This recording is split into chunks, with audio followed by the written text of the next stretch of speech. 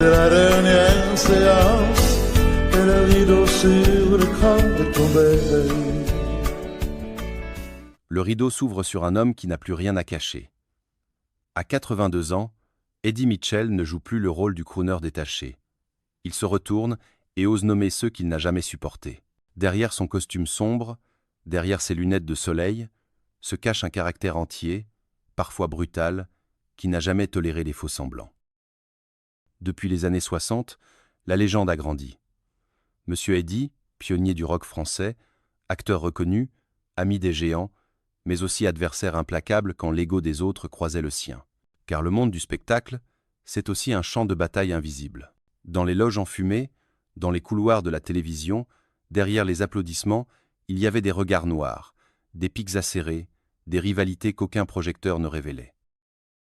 Mitchell n'a jamais cherché à se faire aimer de tout le monde. Il a préféré la franchise au silence, l'ironie à la complaisance. Résultat, 5 noms, 5 figures incontournables de la chanson et du cinéma qu'il ne pouvait tout simplement pas encadrer.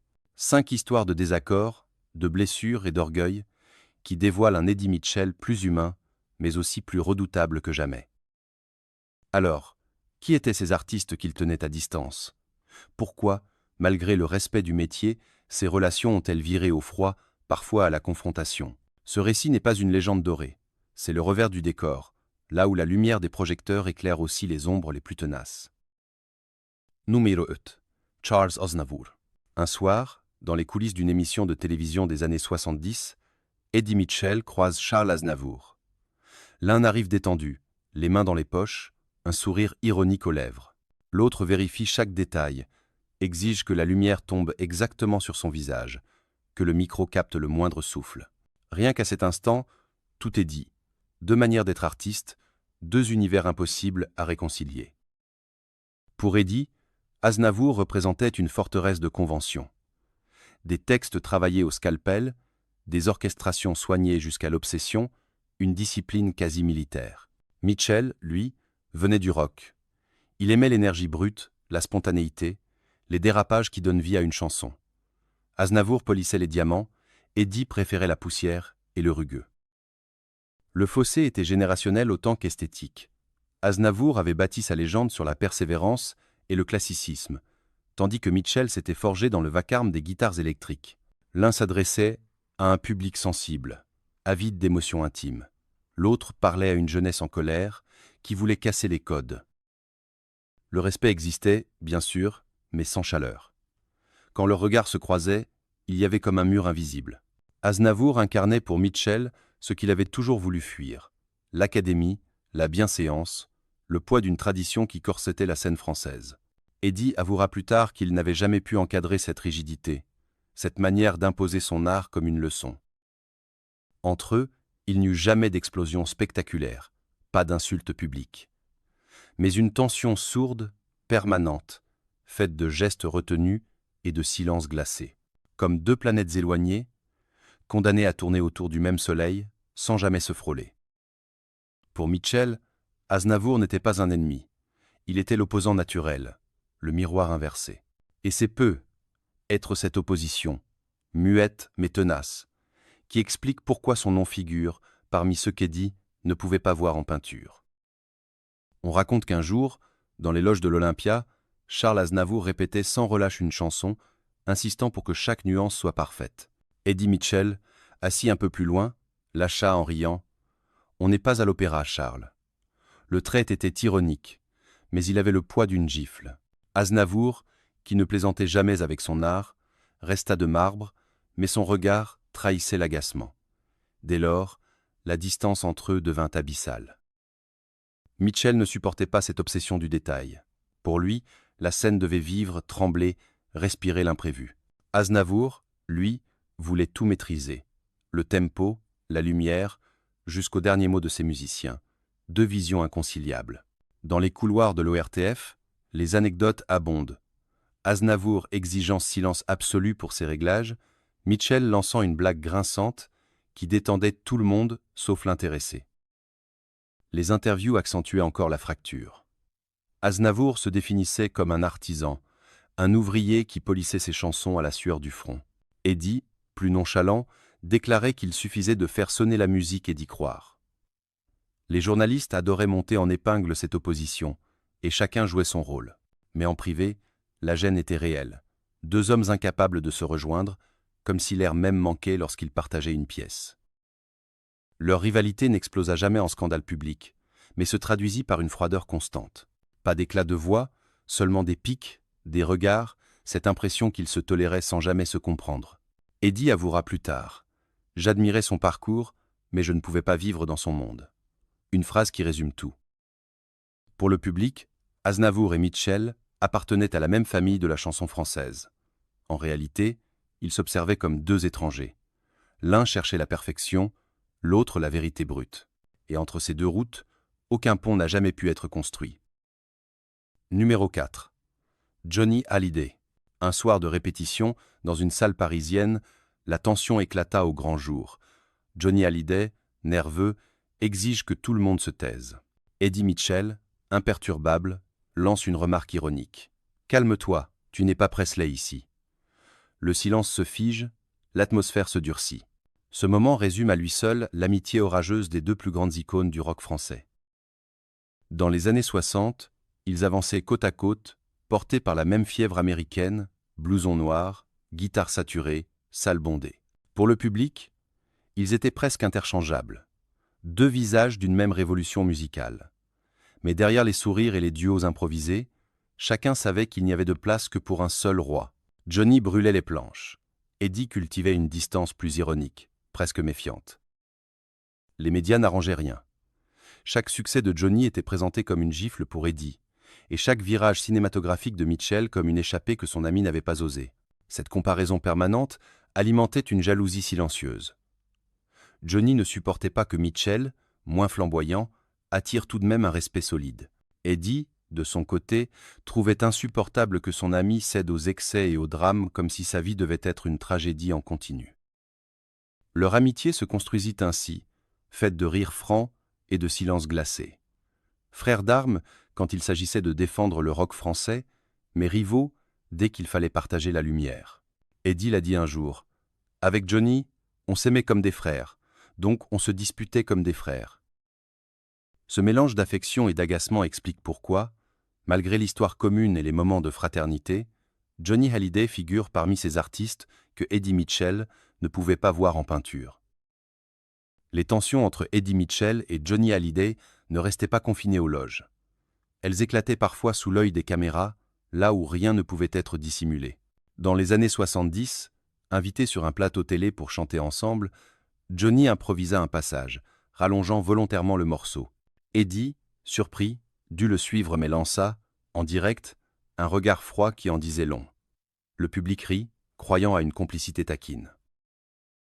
Mais dans les coulisses, Eddie lâcha sèchement. « Tu veux toujours être le centre du monde, Johnny. » Johnny, de son côté, n'aimait pas que Mitchell le ramène à la réalité. Quand Eddie évoquait, dans une interview, les dérives de son ami, Hallyday le prenait comme une trahison publique. Pour Johnny, la scène devait rester un mythe, même si sa vie privée se consumait. Pour Eddie, au contraire, il fallait savoir garder la tête froide. Cette différence de philosophie les éloignait sans cesse. Sur scène aussi, leurs caractères s'entrechoquaient. Lors d'un concert caritatif, Johnny voulut pousser les amplis à fond, jouer plus fort, plus long. Eddie, plus pragmatique, rappela les contraintes techniques. Johnny explosa, Eddie resta de marbre. Le concert eut lieu, mais leur relation en ressortit ébranlée. Les médias flairaient ces tensions et savaient les amplifier. Chaque mot d'Eddie, chaque soupir de Johnny devenait une brouille relayée dans la presse.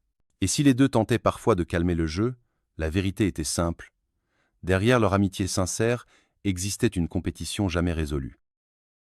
Dans les dernières années, la réconciliation apparente des vieilles canailles fit croire à une paix retrouvée. Mais même là, Eddie confia à demi-mot que partager la scène avec Johnny restait épuisant, tant l'ego de son vieil ami prenait toute la place.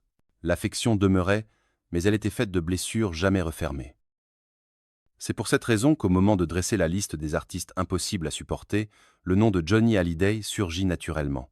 Pas par haine, mais parce qu'aimer un frère, parfois, c'est aussi ne plus pouvoir le voir. Numéro 3. Claude François.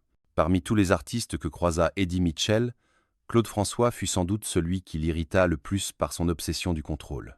Clo-Clo, c'était l'exact opposé de Monsieur Eddie, un perfectionniste maladif, obsédé par la mise en scène, réglant la position de chaque danseuse, la couleur de chaque projecteur, la longueur de chaque costume. Mitchell, lui, ne croyait qu'à l'essentiel. Une voix, un bon riff, une énergie brute. Dès leur première rencontre à la télévision, la fracture fut évidente. Claude François passait des heures à répéter avec ses danseuses, les fameuses Claudettes, jusqu'à l'épuisement. Eddie, témoin amusé, lâcha un jour. On dirait une armée en manœuvre, pas un spectacle. La remarque fit sourire l'équipe, mais laissa Clo-Clo glacial. Chez lui, rien ne devait être laissé au hasard. Chez Mitchell, trop de calculs tuaient l'âme de la musique. Leur rivalité se cristallisa dans les années 70, quand la télévision devint le royaume de Claude François. Chaque apparition était millimétrée, chaque geste pensé. Eddie, invité sur les mêmes plateaux, se contentait d'arriver en avance, de chanter avec son naturel nonchalant, sans chercher à séduire par des artifices. Cette simplicité agaçait profondément Clo-Clo, qui voyait dans ce détachement une forme de mépris pour son travail acharné. Pour Mitchell, au contraire, c'était l'obsession de Claude qui frôlait le ridicule. Il confia plus tard qu'il n'avait jamais pu encadrer cette maniaquerie, ce besoin constant de contrôler jusqu'au moindre sourire.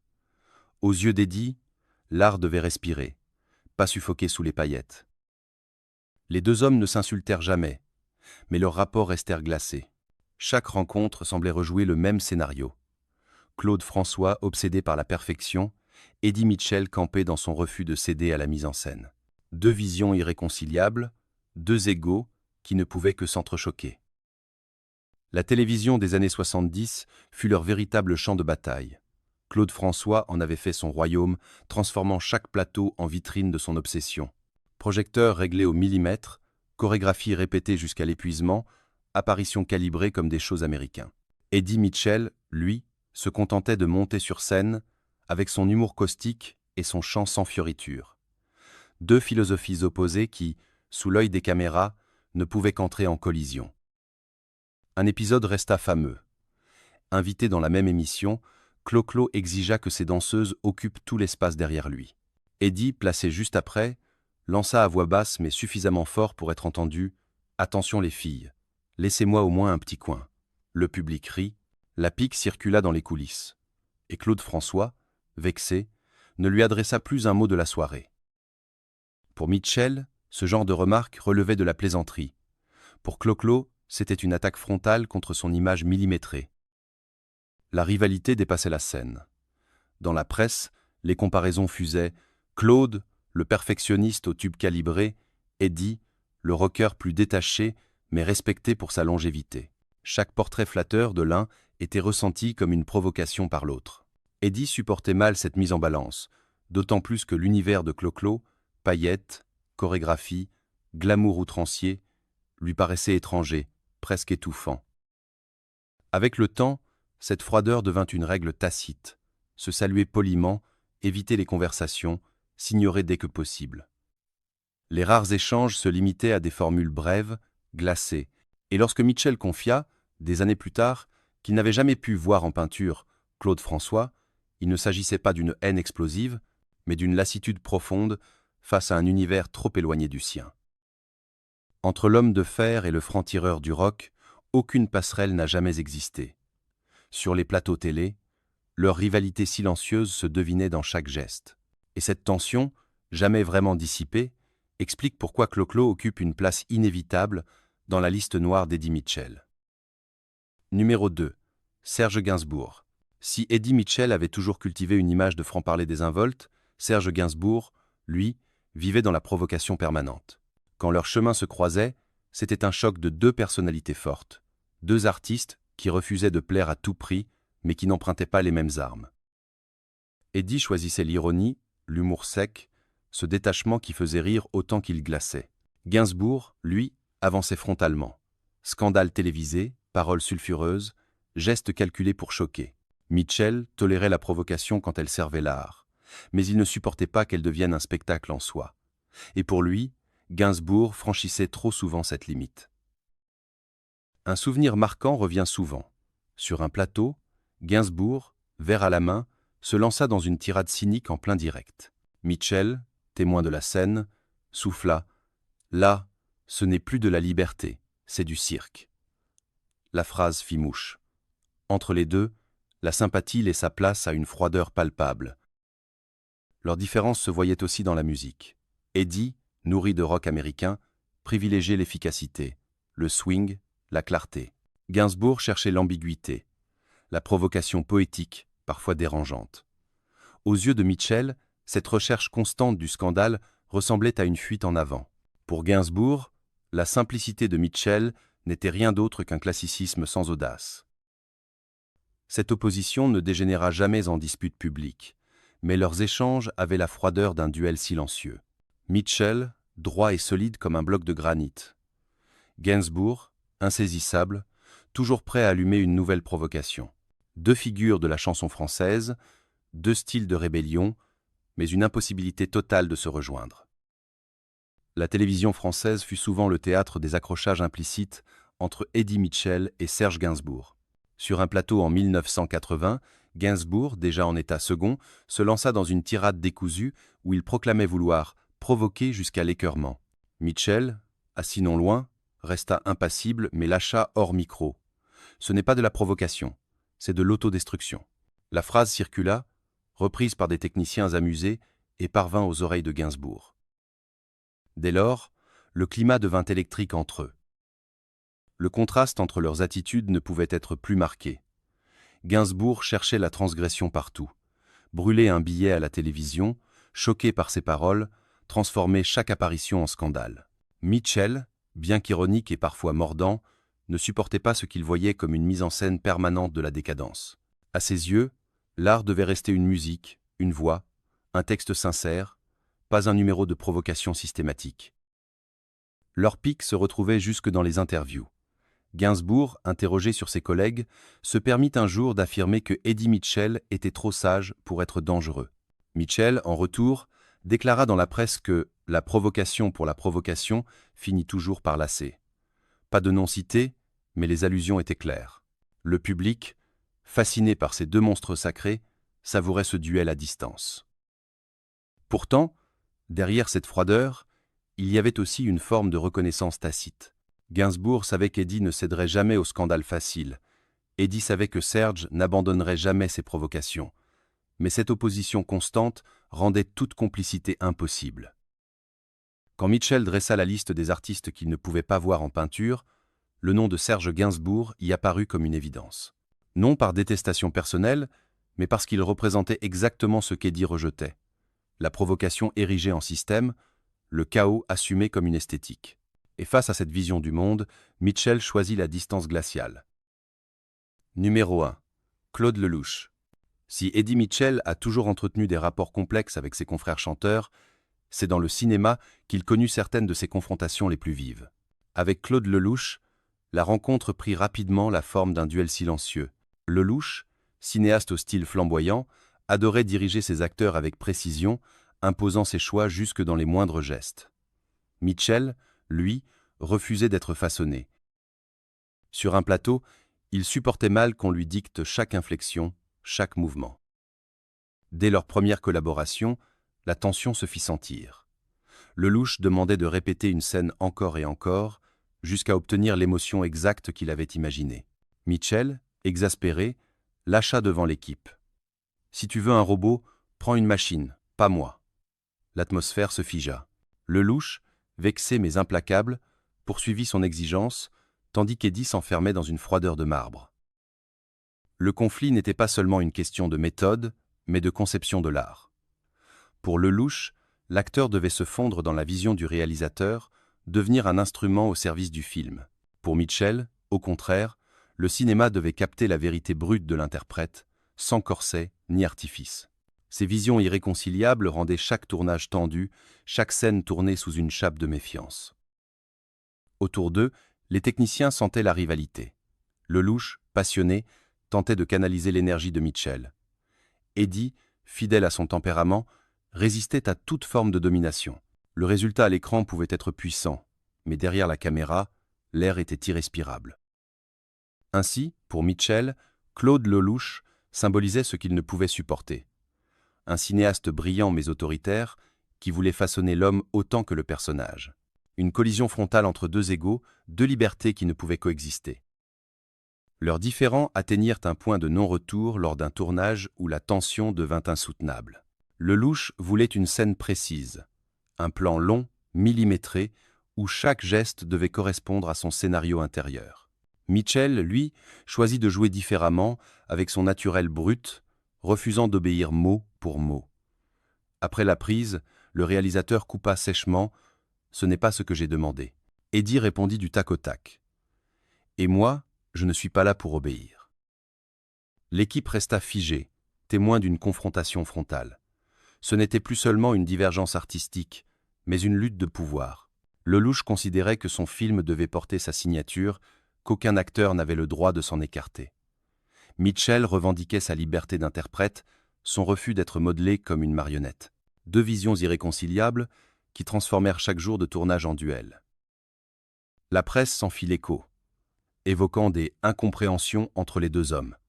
Mais en réalité, c'était une hostilité assumée. Mitchell confia plus tard qu'il ne pouvait pas encadrer cette manière d'imposer sa loi, parlant de Lelouch sans jamais citer son nom directement. De son côté, le réalisateur évita les attaques frontales, mais son silence pesait comme une condamnation. Leurs chemins finirent par se séparer. Plus jamais ils ne collaborèrent, chacun restant campé dans son univers. Lelouch poursuivit ses fresques lyriques, Mitchell choisit d'autres réalisateurs plus respectueux de son instinct. Cette rupture scella définitivement leur rapport. Pas d'éclat médiatique, mais une fracture profonde, irréversible. Pour Eddie Mitchell, Claude Lelouch restera l'exemple même de l'artiste brillant mais impossible à supporter, un homme dont l'autorité absolue heurtait sa liberté viscérale. Et c'est sans surprise que son nom clôt la liste des 5 figures qu'il ne pouvait pas voir en peinture. Au terme de ce voyage à travers ses rancunes et ses refus, un portrait inattendu d'Eddie Mitchell se dessine. Derrière le crooner élégant et l'acteur respecté, il y a toujours eu un homme entier, réfractaire au compromis. Aznavour, Hallyday, Claude François, Gainsbourg, Lelouch, 5 noms qui jalonnent autant de confrontations, 5 miroirs où se reflètent les lignes de fracture d'un artiste allergique à la complaisance. En les évoquant, Mitchell ne cherche pas la provocation gratuite. À 82 ans, il n'a plus rien à prouver, ni à dissimuler. Sa franchise est sa dernière fidélité, celle à lui-même. Dans un milieu où beaucoup préfèrent taire leurs rancunes, il ose les nommer, comme on ouvre une fenêtre sur des coulisses pleines d'ombre. Mais au-delà des tensions, une vérité demeure. Eddie Mitchell a traversé 6 décennies de musique et de cinéma sans jamais renier son identité. Sa voix grave, son humour caustique, sa silhouette familière ont marqué la mémoire collective. Ses inimitiés disent autant de lui que ses amitiés, elles rappellent que l'art est aussi affaire d'ego, de divergences irréductibles, et que les plus grands n'échappent pas aux blessures invisibles. Ainsi se referme le récit d'un homme qui n'a jamais voulu plaire à tout le monde, mais qui aura toujours su rester fidèle à son propre rythme. Derrière les rancunes, derrière les piques, ce qu'il nous laisse, c'est une leçon de sincérité. Eddie Mitchell n'aura jamais été un mythe lisse, mais un être de chair et d'ombre, un artiste dont l'intransigeance est devenue, paradoxalement, la plus belle des fidélités.